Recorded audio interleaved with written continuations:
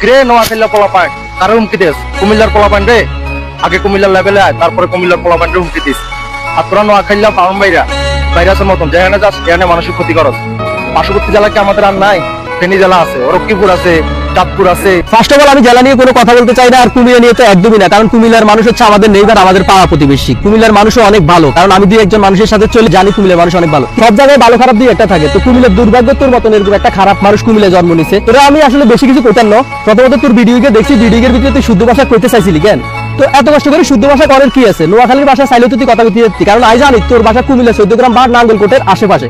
তো নোয়াখালীর ভাষায় তো হেরা কথা কয়, তো নোয়াখালীর ভাষায় তুই চাইলে ভিডিও বানাইতে ইচ্ছি, কারণ নোয়াখালীর ভাষা বলার জন্য কাউকে কোনো ট্যাক্স দিতে হয় না, নোয়াখালীর ভাষা সম্পূর্ণ ট্যাক্স ফ্রি। তো তুই চাইলে কিন্তু নোয়াখালীর ভাষায় ভিডিওটা করতে উঠতি। ওকে, এনিওয়ে বাদ দিলাম।